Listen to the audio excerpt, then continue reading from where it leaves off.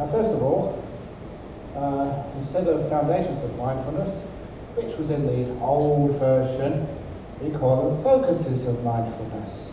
Because we all know what mindfulness is, and we should by now, otherwise Angie's not doing her job. But it's the focus where we put mindfulness. So changing the 4 foundations of mindfulness, in one direction only, purification of beings, going beyond sadness and crying instead of lamentation. Hardly anybody knows what lamentation means. So crying, you know what that means.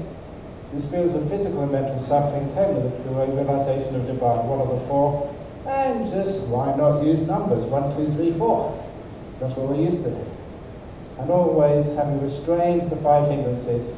To weaken them enough to do this practice, you abide aware of the body. Now instead of saying the bhikkhu, the monk or he, you say you abide aware of the body, energized, knowing the purpose of what you are doing and mindful. And the other thing which I forgot to mention yesterday, that in some translations it says mindful of the body in the body. And that is just a very bad translation. It's a peculiarity of the Pali language. They have, like the verb, you do body awareness on the body. Just like we have similar verbs in English, like dishwashing.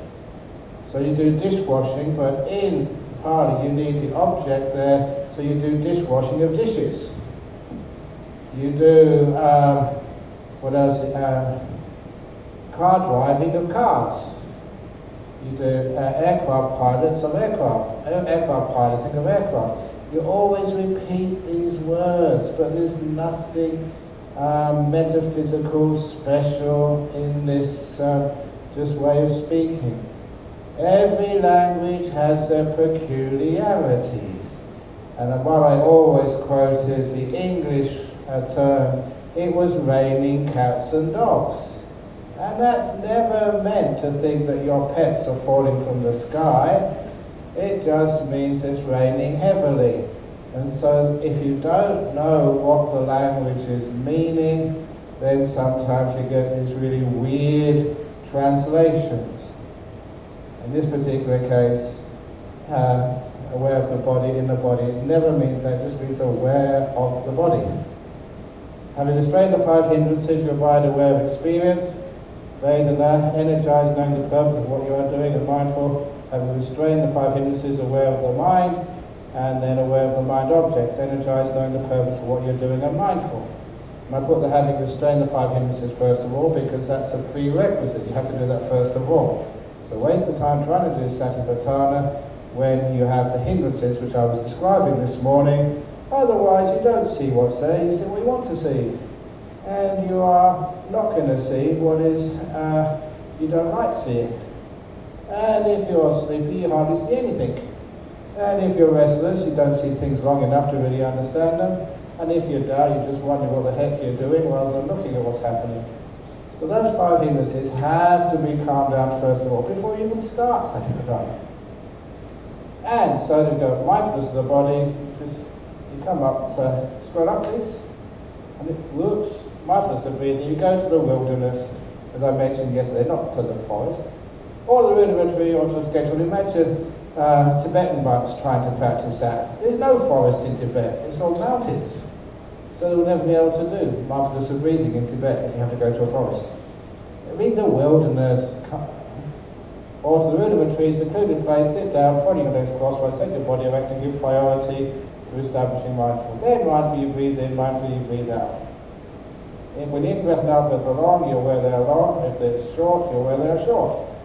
Then you learn to experience the whole of the breath as you breathe in and out.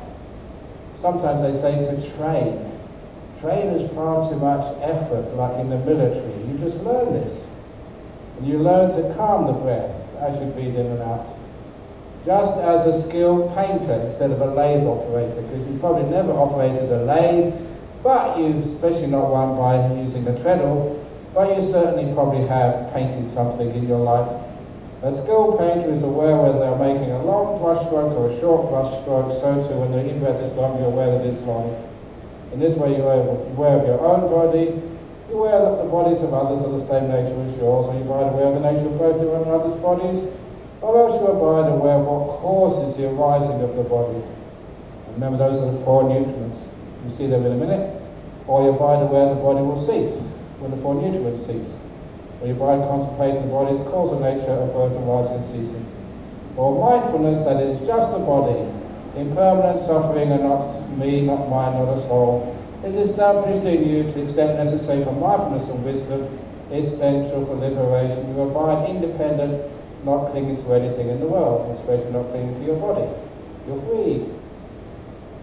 The four postures, well, I said that is one way you're mindful of the body. You don't have to do every one of these. It's just you have alternatives. When walking, you're aware in the present. I'm walking, standing, sitting, or lying down. You're aware in the present, I'm lying down. Thus you maintain present moment awareness of however your body is disposed. Much better translation. It gives it more meaning. And the same, I repeated the same refrain, this way you're aware of your own body as with the other, of the first mindfulness of breathing. Full comprehension of the purpose. You act in full comprehension of the purpose. That's what sampajanya means, for those of you who know a little bit of Pali. It means with wisdom, especially the wisdom, why the heck are you doing this? You act in full comprehension of the purpose when going forward, returning, when looking ahead, looking away, flexing, extending your limbs, wearing your clothes and carrying things. So it says, in the sutta, wearing your robes, because they're dressed to monks, but not many of you wear robes.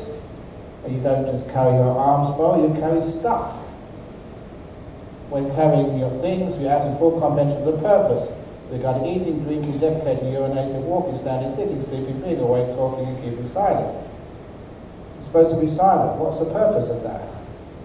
So when you are keeping silent, you're remembering the purpose. When you are talking, remembering why you're talking. Is this useful, or is it just total wasting time disturbing others? In this way, you're aware of your own body, you're aware of the bodies of others.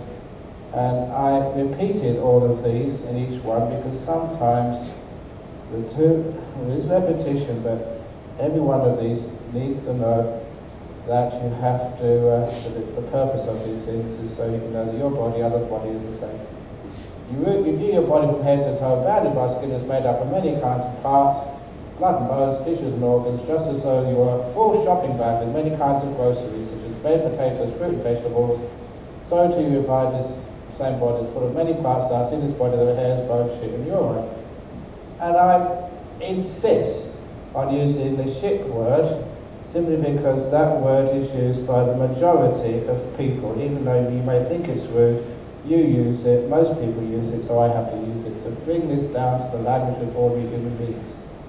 Elements. You review your body by way of elements. Thus, in this body there, the earth element, water element. I just went through this quickly because it doesn't really grab me. For the 9 charm of growth, you see a corpse thrown aside in a charnel ground after 3 days old, and then the different types of corpses. In this way, you're aware of your own body. So then you reflect that your own body is the same nature. It may become like that and is not exempt from that fate. In this way, you're aware of your own body, or you're aware of others' bodies. You're aware of what causes the rising of the body. Abide aware the body is the nature to cease, when the 4 nutriments cease. Or else mindfulness is just a body, impermanent, suffering, and not me, not mine, not a soul. It is established in you to the extent necessary for mindfulness and wisdom, essential for liberation. And your body independent, not cling to anything in the world. The most important thing is just the body with 3 characteristics, not me, not mine, not a soul, impermanent, and essentially suffering. And then you have the benefits of psychic powers and stuff. So you can go through that. We did that yesterday. And arising and passing away. Now this is, as well as the 2 Satipatthana suttas, there's also a whole section on associated discourses by the Buddha in the Satipatthana Samyutta. In the discourses grouped according to the subject about the Satipatthana Sutta. And there, if you read in those, that part of the scriptures, you find the Satipatthana Sutta elaborated. especially when it comes to this thing, the arising and passing away of these things. Now, I know when I first came across the Satipatthana as a lay person, people said you watch it rise and fall, rise and fall. You watch the pain come and pain go. You watch the breath come and go. That is not what it means. And it's in the Satipatthana Samyutta where it says arising and passing away. What this means, the Buddha explains it. I will teach you the origination and the passing away of the four focuses of mindfulness.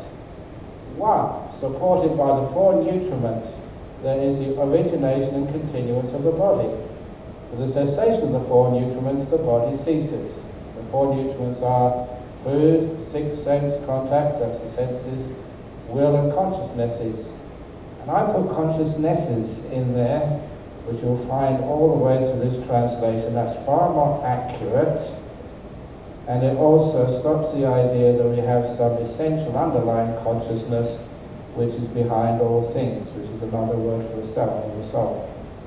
Every one of the six consciousnesses is totally different, as maybe explained later on. And supported by the six sense contacts is the origination of experience. Without senses, you can't experience anything. And supported by nama rupa, that's the objects of consciousness, is the origination of the mind, the citta. With the cessation of the objects of consciousness, nama rupa, the citta ceases.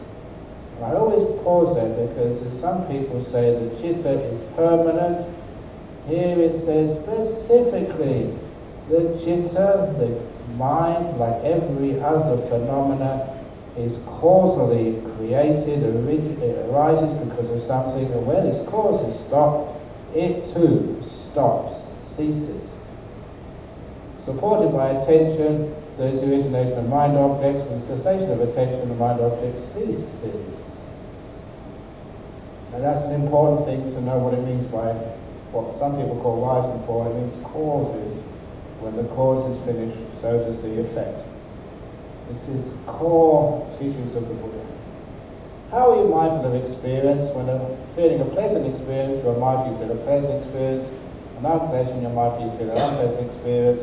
When feeling a neutral experience, instead of calling it neither pleasure nor painful, which is a big mouthful, a neutral experience, you are mindful that you feel a neutral experience. When feeling a worldly pleasant experience, a worldly neutral experience,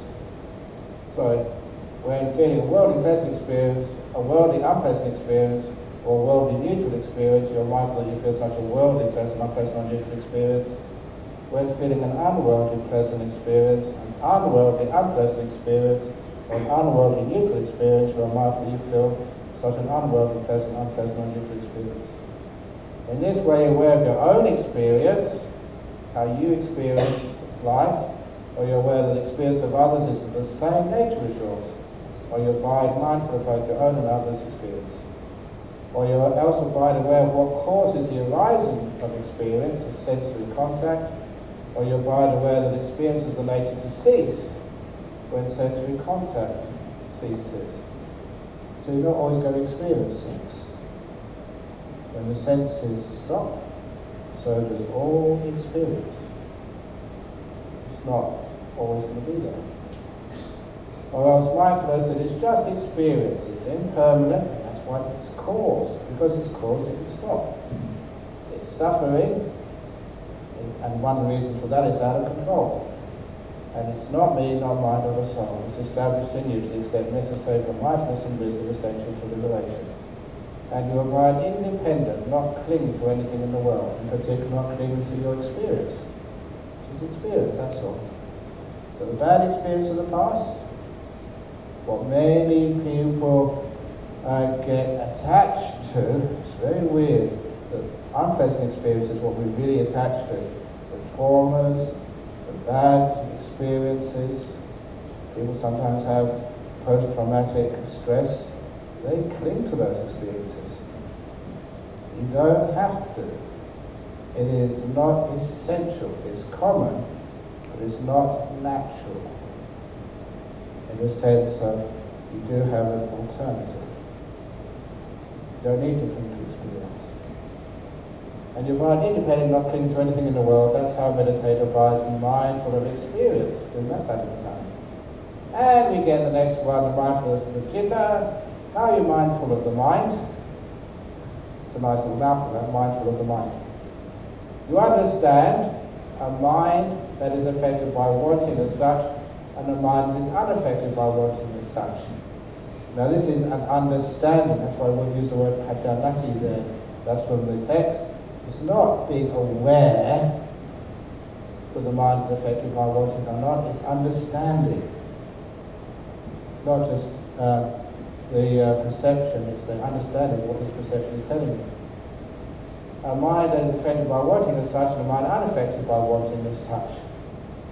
And here again, the wanting is something we have to be aware of, because quite frankly that's enemy number one to having a still and peaceful mind, wanting something.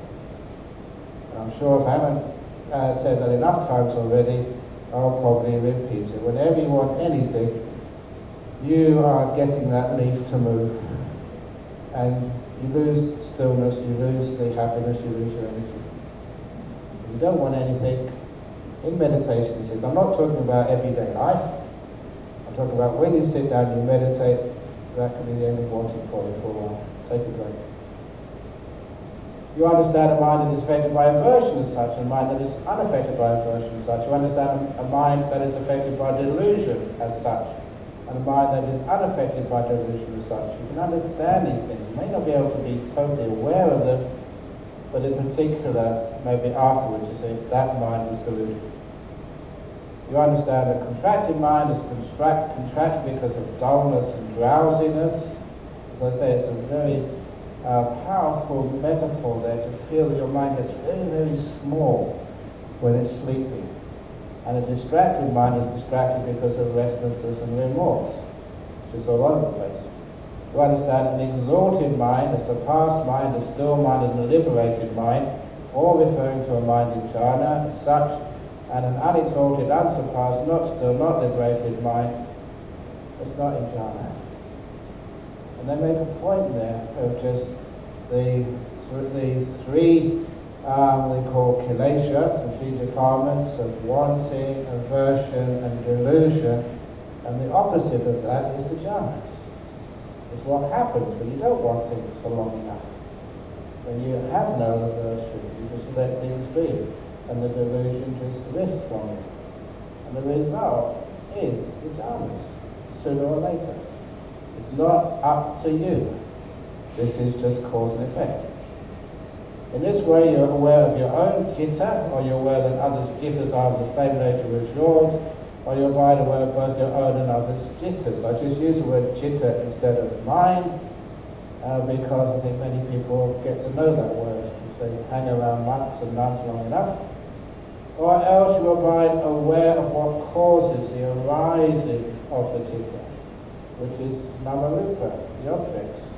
Or you abide aware that cittas are nature to cease when namarupa ceases. You're aware that the citta is not permanent. Or you abide contemplating the citta's causal nature, both arising and ceasing. Or mindfulness is just a citta. It's not me. It's not mine, not a soul. It's impermanent, it's suffering. It's established in you to the extent necessary for mindfulness and wisdom essential to liberation. And you abide independent, not clinging to anything in this world, not even clinging to your own mind. In Buddhism, we are supposed to lose our mind.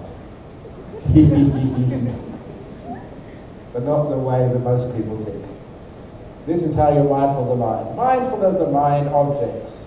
You've got the 5 hindrances, first of all, and here I've just reordered them according to the earlier suttas. You're mindful of mind objects in terms of the 5 hindrances. When there was wanting regarding the 5 senses, you are mindful there was such wanting. When there is no wanting regarding the 5 senses, you are mindful there is no such wanting. You also understand how such wanting arises, how to let go of such wanting, and how such wanting doesn't arise again. There being aversion in you, dullness and drowsiness in you, there being restlessness and remorse in you. When there was doubt in you, you are mindful there was such doubt, because when these hindrances are there, they confuse you, so it's very hard to be mindful of things which destroy mindfulness. Suppose, and you get the similes here, suppose you took out a loan, your business was successful, you paid that loan, there was enough left over for your own enjoyment and for that of your family, it's like to be glad and full of joy. You suppose you're very ill, couldn't eat or sleep, had no strength later, however you recovered, could eat or sleep again, you regained your strength, that's like to be glad and full of joy. So the aversion is looked upon as an illness. Being anger is looked as a sickness of the mind. And it means that sometimes people are so angry they can't sleep at night, they can't enjoy their food, they're just irate. It's absolutely crazy stuff. Or suppose you're in prison, later released, safe and secure, with no loss to your property, as a result you would be glad and full of joy. That's dullness. Dullness is like being in a prison. You're not free. And one of the biggest dullnesses which come in here is depression. And ask anyone who's been depressed, it's like you're in a prison. You just can't do anything, can't enjoy anything. No brightness in your life. And even more than that is the restlessness, thinking too much. You're a slave, dependent upon others, unable to go where you want, because your mind just controls you. Go do this, go do that. Then later you're released from slavery, the mind becomes still, you're independent, able to go where you want, as a result of be glad and full of joy when the restlessness vanishes. So suppose you have to travel along a dangerous road across the wilderness, like the desert story I said today, but later you pass through that wilderness safe and secure, no loss to your property, as a result you be glad and full of joy. That's the doubt. In fact, you pass through it. When you don't know where you're going, which way, you don't know what's going to happen. And so too, when these five hindrances were present, you look back upon them as a debt, as wanting, a disease, aversion, whoops. And we minimize, please, yeah, like that. Okay, that's good. So, you look back upon these five hindrances as a debt, disease, prison, slavery, and a dangerous road across the wilderness. When these five hindrances have been abandoned, regard that as freedom from debt. You don't want anything. Because you want things, you use your credit card, and you have lots of debt. I don't know if you heard about that man, for his wife's birthday, gave her plastic surgery. You know what plastic surgery means in our modern world? He cut up all her credit cards. Plastic surgery. And so, freedom from debt, health. You're not angry anymore at life. You're not angry at the past. You're not angry at yourself. It's like now you're mental health. And release from a prison. Oh, I'm now free. I'm not sleepy anymore. Freedom from slavery. Your mind is not dragging you around like they drag around like a cow with a ring through its nose, and reaching a land of safety. Now you know what you're doing, you know what happens. So that was the first object of mindfulness, and I'll explain why I think that these are part of the fourth satipatthana in a few moments, after we go through the next, the 7 enlightenment factors. Or you are mindful of mind objects in terms of the 7 enlightenment factors. These enlightenment factors are described as actually the process by which you become enlightened, and also what's present. Now, when you are enlightened, it describes both the road and the destination. When the enlightenment factor of mindfulness is present in you, you understand that it is present. This is mindful of being mindful, which is an interesting concept, but it's a very useful one. Are you mindful or not? Or are you just wandering away? If you can just stand back a little bit and be mindful that yes, I am mindful, I was mindful, that really helps. It's like a bit of a supervisor there, just checking up on what you're doing when you're meditating. So, first of all, you are mindful, and the mindfulness is focused on the right areas. When the enlightenment factor of mindfulness is present in you, you understand it is present. When the enlightenment factor of mindfulness was not present in you, you understand that it was absent. You also understand how there comes to be the arising of the absent enlightenment factor of mindfulness. and how it comes to fulfillment by development, something which is not that often taught. How do you develop mindfulness? You may have an idea what it is, and then some people say, okay, now I know what it is, now I'm going to be mindful. And you will discover that you're not mindful just because you decide to be. Sometimes you can do that for a few seconds and then you wander off again. So how can you be mindful? It's a training like everything else. And that's why I spend a lot of time, first of all, just being mindful of your body. Just feel it. Because what that does, you can't be aware of the feelings in the body and how you're sitting, whether your legs in the right place or your back's in the right place, and be thinking, fantasizing at the same time. It's called substitution. Instead of just allowing the mind to wander off into dullness or into restlessness, you really put your effort, your attention into feeling the body. It's important for you. That's why I like doing a scanning of the body under the pretext of you're going to have to sit for a long time, you better get it right to begin with, but it also serves the purpose of blocking out thinking.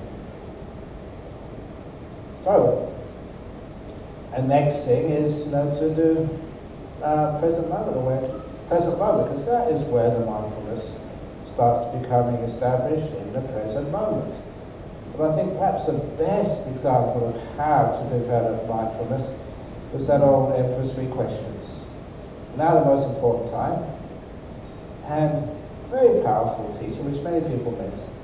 Mindfulness is to be established first of all, not what you're mindful of, but mindfulness by itself.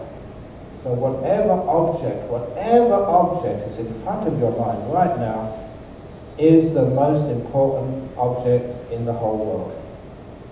You give this moment and the contents of your consciousness in this moment real importance. Then you are aware. If you think that what I'm saying is really important, then you will listen. You will be mindful of my speech. Too often, we don't give it the importance it deserves. Yeah, we're sort of half listening, half looking, but if you give it full importance to whatever's happening right now, mindfulness becomes established. And not just the awareness, but something again which is very rarely talked about, but I hope every one of you will experience for yourself the different intensities of mindfulness. And that comes around through stillness. The more stillness you have, the more powerful is the mindfulness. And this becomes crucial later on. If you want to really see deeply into the nature of things, get enlightenment insights, you have to be very, very powerfully aware. Not just the ordinary awareness of everyday life. And you'll know the difference because sometimes after you've had a very deep meditation, as I say, first of all, you open your eyes and see the carpet. Wow, look at all the different colours in that carpet. It's like all fluorescent. The smells and the sounds. Someone already mentioned that in passing in one of the questions, that your body feels just so alive, it's like itchy or it's amplified. Sounds, ordinary sounds are just incredibly loud. The thing is, you're really aware, but most of the time you're dull. You got used to that dullness. And so it's like being sort of on some caffeine high or drug high, just really aware, really awake. And that's actually where the mindfulness is incredibly strong. And when the mindfulness factor, enlightenment factor of mindfulness comes to fulfillment by development and you really are awake, then exploring the Dhamma is present in you. Now sometimes people call that contemplating the Dhamma, and that means it's something you do. You explore it because it's right in front of you, it's your nature to do that, you can't resist it. And I like the word exploring. because that's going to places you've never been before. That's why, because wherever I go, people always pick me up in a car, and so I enjoy it if you get lost. Sometimes in Singapore, not so often in Singapore, you take a wrong turn because you're not being really aware of what you're doing, you're talking to me or something, and you take the wrong, you get lost. I really enjoy that, because when you get lost you find really interesting places in life. Don't always go on the well-worn routes of your daily schedule. Get lost. So that is where you explore. Explore the Dhamma. And with the enlightenment factor, when the enlightenment factor of energy is present in you, as you're exploring the Dhamma, life becomes much more interesting. You know, if you keep on routines, always do the same thing every day, every morning, if you always do the same thing, then you will find you get bored. You don't have any energy. So when you're really aware and you explore the Dhamma, it's really interesting. You get energized.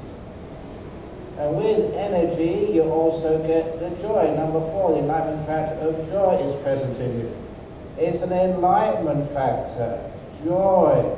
Enlightened people are not supposed to be miserable or angry or pains in the backside. They're supposed to be full of joy. And it's very easy for somebody to say wise stuff and to put down all these theories on the internet and claim that they're enlightened. But just what you say is not a good indication of whether you know what you're talking about or not.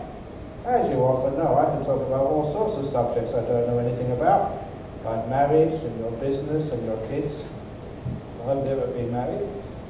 But it's the joy part of it. That's what you can't fake. So if anyone claims to be enlightened, check them out first of all. Not what they say, but how happy they are. That's an important enlightenment factor of joy. And an enlightenment factor of tranquility. Now each one of these is not said in this particular sutta. In other suttas, it says one of them leads to the next. When you're mindful, really mindful, then you explore. When you really explore, you get energy. When you're energized, you get joy. But when you have lots of joy, you get tranquility. And it's the two types of tranquility: the tranquility of the body and the tranquility of the mind. And this is said again and again. It's from this piti, this joy, that such tranquility comes. In other words, if you want to sit still for long periods of time, have a tranquil body, you need joy. You'll be enjoying what you're doing. If you want to have a peaceful mind, joy, no willpower. If you heard this morning, when you do this breath meditation, it becomes just so pleasant, you can stay with it for a long time. You have the tranquility of the body, the tranquility of the mind, because you enjoy yourself. You can't do it through willpower. That is so unstable. You joy, you stay here for hours and hours. So joy is present, and from the joy, the tranquility, physical and mental tranquility. The pond is not having any waves. And of course, as a tranquility deepens, you get the stillness. This word here is samadhi. It does not mean concentration. If you think it means concentration, you'll really miss the boat of meditation and enlightenment. Stillness. And that word in English has a powerful meaning for me anyway. Just everything becomes still, nothing moves. Wisdom born of stillness. Things vanishing when they're still. And from the stillness, it's not mentioned here, that's where you get wisdom. From stillness, you see things as they truly are. It's not here, but it's elsewhere. and then you become equanimous. Equanimity means you just look upon stuff without reacting. And you understand that these factors are present in you. And you understand when these factors are not present in you. And you also understand how these things come about. So those were the first two, and basically the only two, of the fourth focus of mindfulness.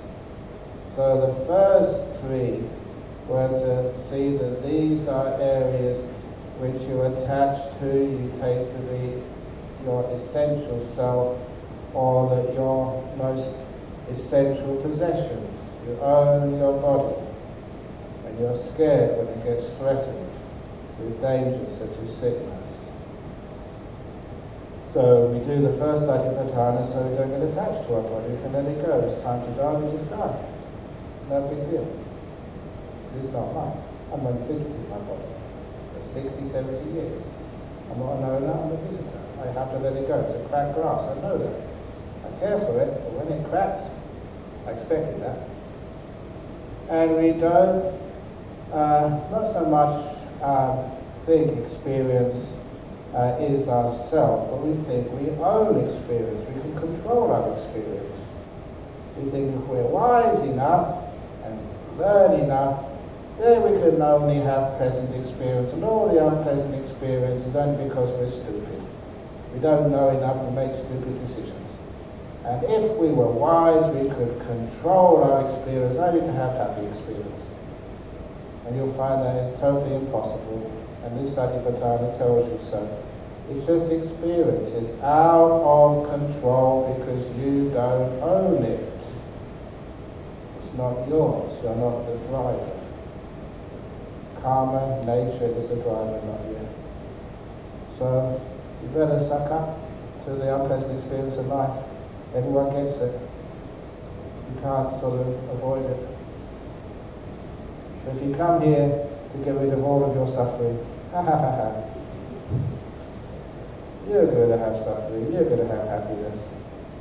What we're here for is to realize that it doesn't belong to us. It is Nanya. Remember the word Nanya this morning? Nanya business. And in its place of the hindrances, we have these. That's the body. Experiences is out of control. The mind, because so many people assume, or they get into the delusion that their mind is their essential self.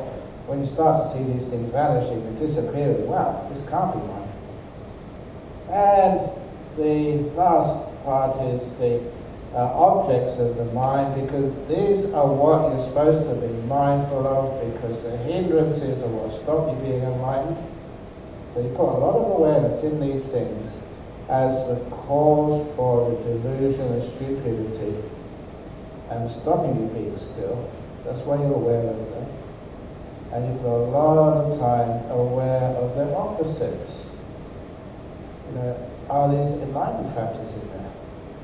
And those enlightenment factors are the opposite of the hindrances. The hindrances are the problem, enlightenment factors are the solution. It's clear as that. And that was the original Satipatthana.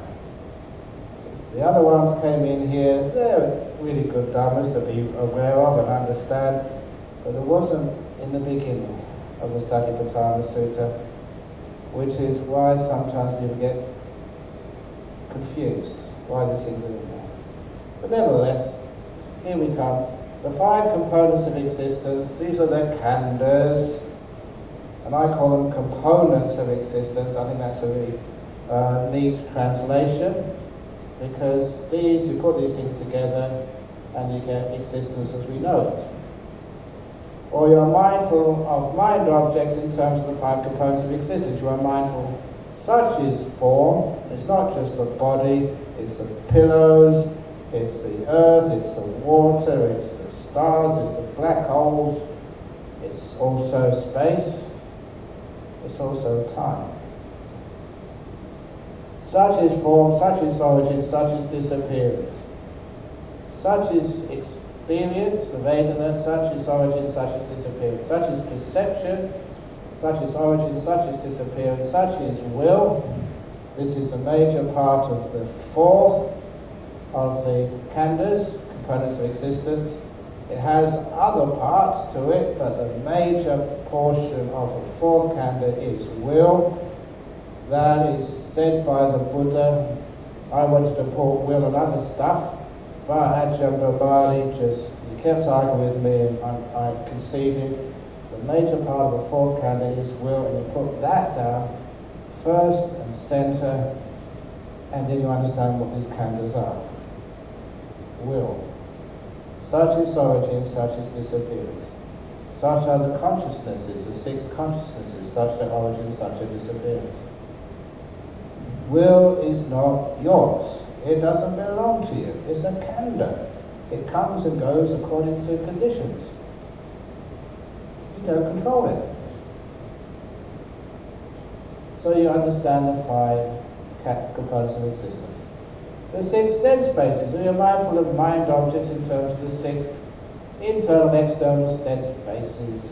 You understand sight, understand forms, understand the fetter watching that arises independent on both. When you have a sense and you see the object of the senses, the fetter, what binds you together, is either the joy, the happiness, or sometimes the negativity towards that. That also binds you to the object. It means it's your business to be done. You can't just let it be, say this nanya. It becomes your business, and then you are fettered, tied to it. You understand how there comes to be the rising of the abandoning of this fetter, and how there comes to be the future non-arising of the abandoned fetter, and some of the other five sense bases. All the Four Noble Truths. You're mindful of mind objects in terms of the Four Noble Truths. You understand what suffering is, where it comes from, where it ends, and the way leading to its ending. So, summary of the mind objects. In these ways you are aware of mind objects, you're aware that others' mind objects are of the same nature as yours, or you abide aware of both your own and others' mind objects. Or you abide aware of what causes the arising of mind objects because you give attention to them. If you take the attention away, they vanish. You abide aware that mind objects are nature to cease. When attention ceases, or you abide contemplating mind objects, cause and nature, both arising and ceasing. It's not what you experience is the truth. What you experience, what you pay attention to, that comes and goes. Like I've told many people, if you have a bad relationship with somebody, it's because you're paying attention to their negative qualities. You're paying attention to the two bad bricks. But some people say, oh, but my partner has 998 bad bricks, 998 trillion bad bricks. Yes, but there's always a few good bricks there as well. If you keep paying attention to the bad qualities, that mind object grows. If you take attention away from the bad objects and put them on the good objects grow. Mind objects are caused by your attention. It's just mind objects, that's all, impermanent suffering, not me, not mine, not a soul. Whatever you think is not important, just a mind object, that's all. Establishing you to the extent necessary for mindfulness and wisdom, essentially to be liberated from all your mind objects. Liberated from all your thoughts and perceptions. Don't trust any of it. Woohoo! And you find independent, not clinging to anything in the world. This is how you're mindful of mind objects. Done. That's the Satipatthana. Summary of Satipatthana.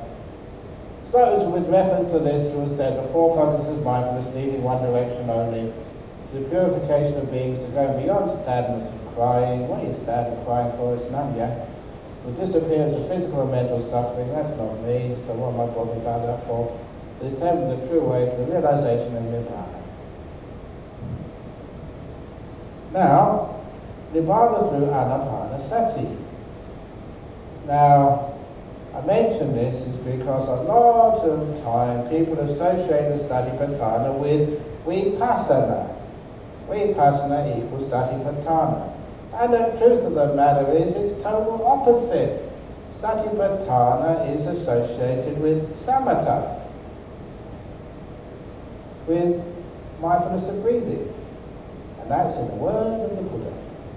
Nibbana through anapanasati, when mindfulness of breathing is developed and cultivated, it is a breakthrough benefit. When mindfulness breathing is developed and cultivated, it completes the four focuses of mindfulness. So if you do anapanasati, you are practicing satipatthana. Anapanasati is satipatthana practice. So it's when some people say, well, we should do mindfulness of breathing first, and then we switch to satipatthana. That is Gomaya. Look at what the Buddha said. That's in the corner there, that's the MN 118, the Anapanasati Sutta, Vajrasanika. When mindfulness of breathing, anapanasati, is developed and cultivated, it completes, fulfills the four focuses of mindfulness. And when the four focuses of mindfulness are developed and cultivated, they complete the 7 enlightenment factors. When the 7 enlightenment factors are developed and cultivated, they complete true knowledge and deliverance, which is a synonym for enlightenment. How does this work? When we go through the first 4 steps, in breath and out breath are long, you where they are long. When they are short, you know they are short. When you learn to experience the whole of the breath as you breathe in and out, when you learn to calm the breath as you breathe in and out, on those occasions you're watching the breath, you are mindful of the body, having restrained the 5 hindrances. To be able to watch the breath that much, your hindrances are pretty restrained. They're not absent, but most of them are just, they're so weakened, there's only just a shadow of what they usually are. To be able to do that much, you have to really restrain those hindrances. Energized, fully aware of the purpose, why are you watching this breath? And mindful. In and out breathing, this is said by the Buddha, is regarded by the Buddha as a body in the category of bodies. He says, I often quote this, when people say the third of those stages of anapanasati, you're aware of the whole body of breath. So what was what the Buddha said? The whole body, is the breathing. In and out breathing is regarded by the Buddha as a body in the category of bodies. It belongs to this whole big term kaya, the first of the 5 khandhas. That is why on that occasion, when you're watching the breath, abide mindful of the body, having restrained the 5 hindrances, energized, fully aware of the purpose, and mindful.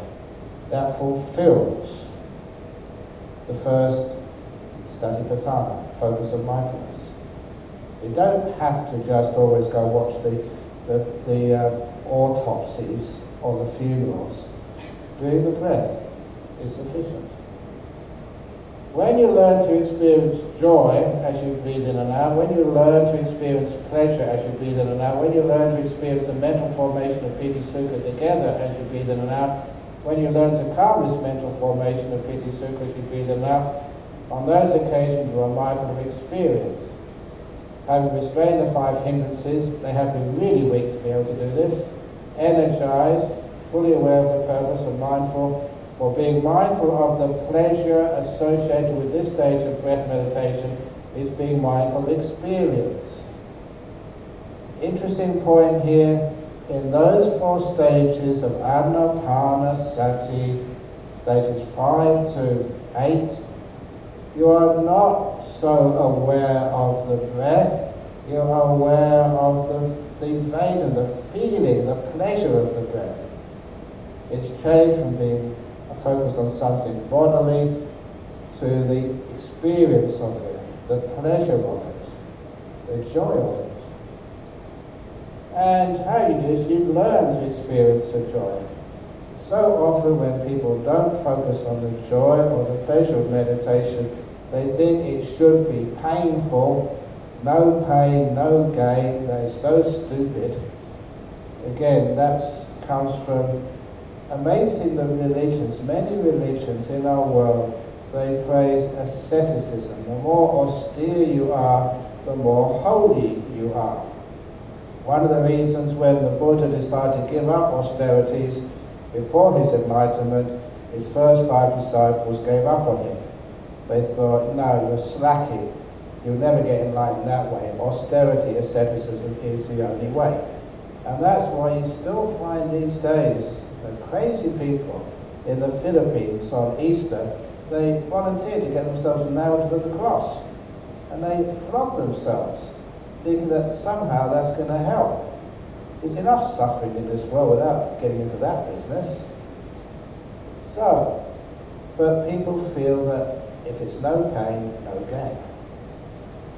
And somebody once told me about the Protestant idea of, no, not Protestant, the Puritans, the people who first colonized the United States.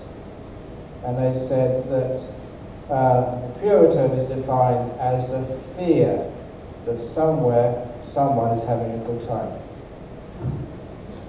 And for some, that's religion, for some people. I remember that from my youth. Going to church was not a very fun place to be. It was cold, no heaters.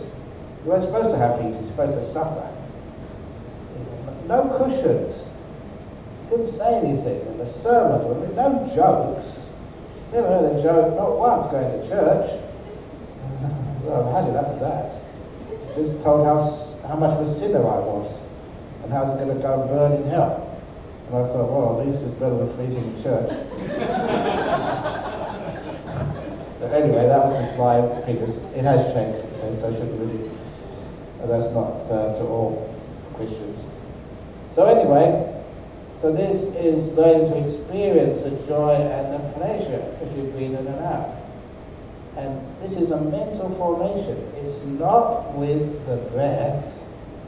The breath is just the breath. And they say that beauty is in the eye of the beholder.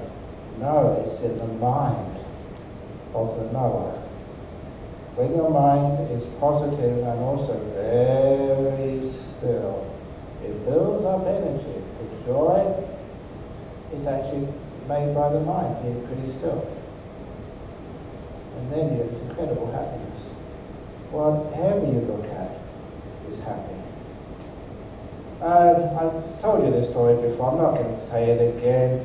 It's just a really gross story. The time when I was really nice meditation, went to the toilet in Jhana Grove, looked in the toilet bowl, and I really blew my mind on that piece of shit in the toilet bowl. Really, absolutely beautiful.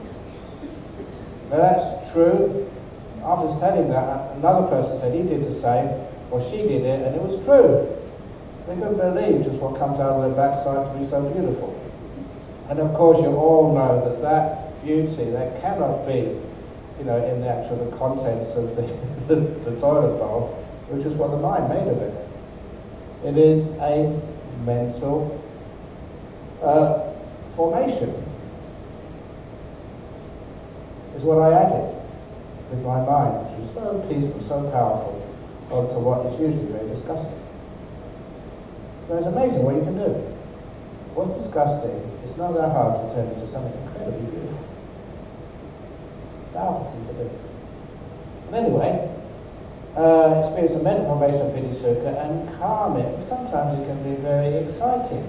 It calms down by itself. If you try to calm it down, it gets worse. You just let it be, always making peace, being kind, being gentle. This joy becomes really subtle. Now, on these occasions, where is the breath? Yeah, you're still breathing in and out, but you're focusing on the experience, especially that part of the experience which is very pleasurable. And it says here, for being mindful of the pleasure associated with this stage of breath meditation is being mindful of experience. That is why on that occasion a meditator abides mindful of experience, having restrained the 5 hindrances, energized, fully aware of the purpose of mindful. Now you're really energized now, your energy is going up. Really sort of full of oomph. Now, the third satipatthana, which coincides here with the 9th, 10th, 11th, 12th stages of the Anapanasati. When you learn to experience the citta, the nimitta, as you breathe in and out. And the nimitta is usually the light in the mind. What is that? Why do you see a light? The 5 senses have been really squashed. They're hardly there at all. You can hardly feel your body. If you hear a sound, it's like a million miles away. That's so common when nimitta comes up. Sometimes you can be aware of your body if your mind is really strong. The mind is so strong it dominates even though the five senses haven't totally been turned off. But that is what this nimitta is. It's how you experience your own citta, your mind, sixth sense. When you learn to experience a citta as you breathe in and out, this is when nimittas come up, after the joy stage. When you learn to brighten the nimitta can be quite dull at first, but just leave it alone. Develop positive mind states, don't do anything. Kindness really helps. The nimitta gets incredibly bright. And you learn how this works. And also when you learn, scroll a bit more, you learn to settle the nimitta. It's like still it. It's to samadhi, samadha, nimitta, or samadha citta. As you breathe in and out, you have to keep it calm, peaceful. That is an interesting task to do. Because you've got so much energy, so much bliss, it just moves around all over the place. And I'll tell you the trick, because what I learned is that if the only reason why the nimitta moves is because you, the one watching, is moving. It's a reflection of your mind. So you be still. Stop moving around. Your nimitta will be still. And the last one, the 12th, when you learn to enter the jhana, the liberation of the citta. And that is again so common elsewhere in the sutras. That stage means the experience of jhanas. You get several nimitta make it really bright, and from there you enter, go right inside. Similarly, of the lotus, you go right inside, and the citta is totally liberated from the body and the five senses. In the jhanas, you cannot hear stuff. You cannot feel the body. The five senses are now totally disappeared. And by the way, you can't think. That's really gross. And because on those occasions you are mindful of the citta, you really know the citta now, clear. Restrain the five hindrances actually here, especially after that, the 12th stage, entering the jhana, the hindrances are gone. They're not just restrained, they've disappeared for a while. And energized, now you're truly energized. If you have a jhana this afternoon, you won't be able to sleep tonight. You don't want to sleep tonight, you don't need to sleep tonight. You've been boosted with huge amounts of energy. You're happy. You just lay down and just mindfully just rest your body. And, there we go,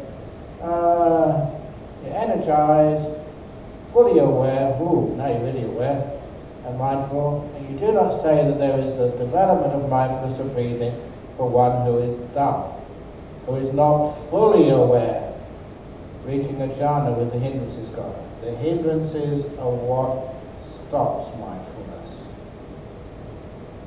Even when the hindrances are being lessened, but they're still there, you're not really mindful. If you've been in a jhana and you come out, now you know what mindfulness is. Real, strong, powerful, a real thing. And that's where you get enlightened afterwards. Mindfulness is really strong. And where's go? That is why on that occasion a meditator abides mindful of the mind, having restrained the five hindrances, energized, fully aware of the purpose of mindfulness. So there you've really completed the third Satipatthana, just by doing Anapanasati. And the last part, mind objects. In particular, the mind objects which make you enlightened. When you learn to explore impermanence in breath meditation, you learn to explore things fading away in breath meditation. And impermanence doesn't mean coming and going. You know the causes, why they come, why they go. You know things fading away, but everything starts disappearing. When you learn to explore things ceasing in breath meditation, things which have always been there are no longer there. You learn to explore relinquishing things in breath meditation. Getting lost, letting things go. On these occasions you are mindful of the mind objects, the Dhamma, especially the Dhamma Sri Enlightenment. Having restrained the five hindrances, energized, fully aware of the purpose of mindful. Having seen with wisdom the impermanent fading away cessation and relinquishment of the five hindrances.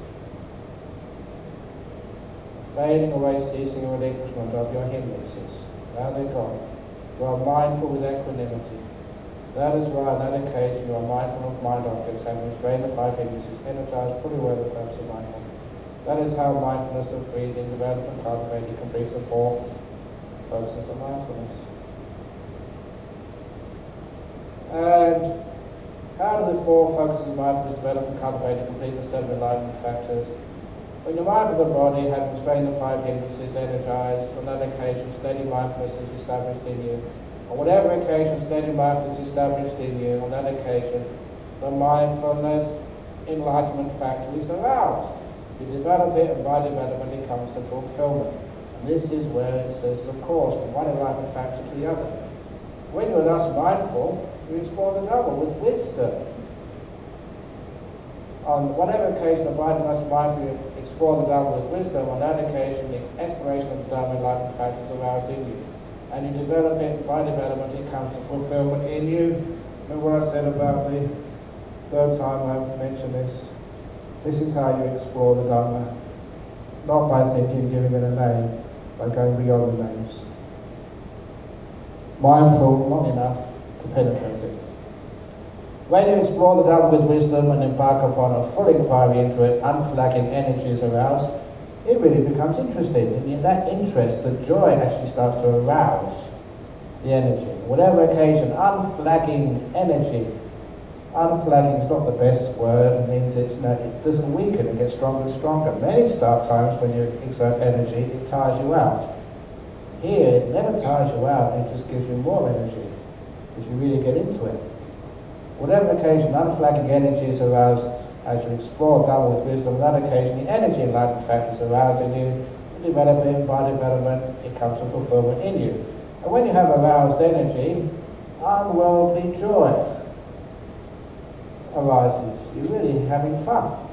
On whatever occasion unworldly joy arises, on that occasion the joy enlightenment factor is devised in you. I go through it quite quickly because I'm running out of time. When you experience unworldly joy, your body and mind become tranquil. You're having fun. But the body doesn't want to move. So the mind becomes really still. The tranquility and enlightenment factor is developed in you. When your body is tranquil, you feel pleasure in the mind. This is important. It says it here. It didn't say it in the seven enlightenment factors in the fourth Satipatthana, but it's often mentioned. When your body is tranquil, your mind feels pleasure. When you go to the spa and your body feels really at ease, your mind is pleased as well. It's pleasurable. When the mind becomes still, when you feel pleasure in the mind becomes still. Sukhino citta samadhiyati, one of my favourite phrases. From happiness you become still. Not through pain, not through suffering. Through happiness you become still. Whatever occasion the mind becomes still and joyful, on that occasion the stillness enlightenment factor, that's samadhi, is aroused in you. You develop it, by development it comes to fulfillment in you. And you observe such a still mind with equanimity. Whatever occasion you observe with equanimity the still mind. On that occasion the equanimity enlightenment factor is aroused in you. Develop it, by development it comes to fulfillment. That is how the four focuses of mindfulness develop and cultivate and complete these seven enlightenment factors. And here you develop the mindfulness enlightenment factor, which is supported by seclusion, moving away from stuff, physical and mental. That's why we go to a place like this for a retreat. It's comfortable, but it's out of the way of stuff, hopefully. Fading away in cessation of lightness and relinquishment.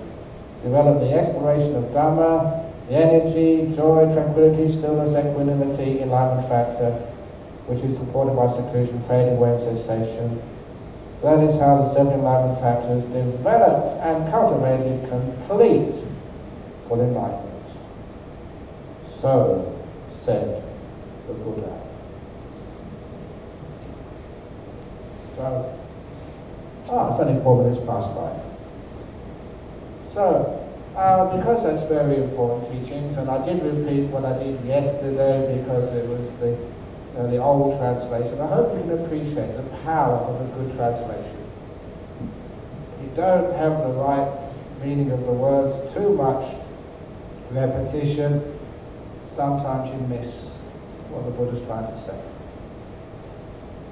So, before we finish off and have a cup of tea, or maybe if you have any questions about that, maybe you can put them in the box and I'll answer them this evening. Remember, this evening we start the question and answer, 7 o'clock. Maybe I'll do the question and answer at 7 o'clock, and when the question and answer is finished, then do the meditation in the end rather than the other way around. So those of you who want to meditate later on in the night, you can still meditate till 10 or 11, whatever. The question and answer first. So, any questions in the box there, so you can share with everybody. But, I don't know if it is a question. Has anyone got any questions to ask just right now? You can put your hand up and say anything which I said where you want elaborating. Yeah? Piti and Sukha. It's very hard to understand exactly what those words are, but it's always joy, happiness, good feeling, pleasure, bliss, ecstasy, depending on how powerful they happen to be. The difference is unimportant. The only way you know what that difference is when you've experienced what we call the third jhana. Because until that time, wherever there's piti, there's always sukha. Wherever there's sukha, there's always piti. They always go together. And that's why sometimes people try and find different names for them. But it just doesn't really help at all. You can call it happiness and joy, but it gets really, really extreme. The coarser part of it is the piti. The more refined part is the sukha. I haven't got enough. Even though I was English born and well educated, I can't really get the words actually to say what it is. It's just the sukha is more refined than the piti. It's really bliss, it's ecstasy. But ecstasy of different levels. And when you get into these jhanas, you know what ecstasy is. One of the anecdotes, you've already heard me say that these piti sukha, the joy and happiness you get in the jhana, is better than sexual orgasm. But I never realized just how powerful it is when this heroin addict who was staying at my monastery trying his very, very best to get off the habit. And he feels so much compassion for people who take that first needle of heroin. Apparently, I'm no expert in this, but sometimes it doesn't do anything for people. But for some people, just one injection, and that's caught you for life.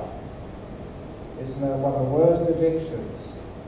And that's what he did. He thought, one needle, just try it out. You never know, you can always stop. You can't. And he was one of these heroin addicts and had a beautiful wife. He was so supportive. Wanted to come and stay at a monastery where he could be free. And so he was really struggling, but doing really, really well. And I remember him telling me, he says every day, 1,000 times he has to say no. Every day to say no. But after a month or so, one time he said yes. He was addicted again. So it's a really hard thing to do. You have to really, every time, one yes, and it's back again. Thousands and thousands of no's. The reason I mentioned this to him, because he came up to me one day, he was so excited, and he said, I've heard you say that many, many times before, that the bliss of deep meditation is better than sex. But he said, it's better than heroin. And heroin is much, much, much better than sex. So he said. So, I don't know heroin. But he was being honest, no reason for him to exaggerate. This is really, really deep joy and happiness. These piti sukha you get. That's what I want to share with you. Why wouldn't you? I'm a dealer. A jhana bliss dealer. And you don't get addicted, you get liberated. Yeah. I'd like to ask for status of jhana. So, is it just aware of the purpose? Okay, the status of jhana, that's coming tomorrow. The light stillness. So I'll leave that until tomorrow. Okay, I think that's probably enough. I can have a cup of tea now. And for anything to do with the jhanas, what happens after you do this satipatthana, that's coming tomorrow. You can see it's actually at the bottom there, light stillness, coming tomorrow. Excellent. Okay, thank you for listening. Sadhu, sadhu, sadhu.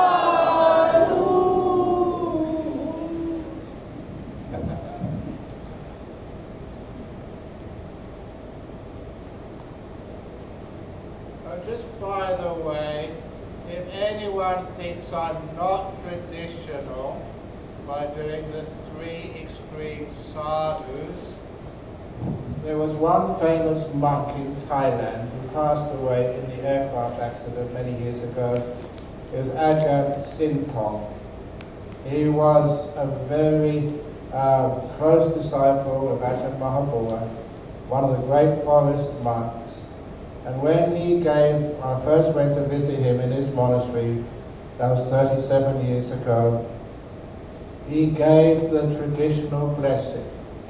Now, I will give a few of you that blessing, when blessing of baby or for good health or your business.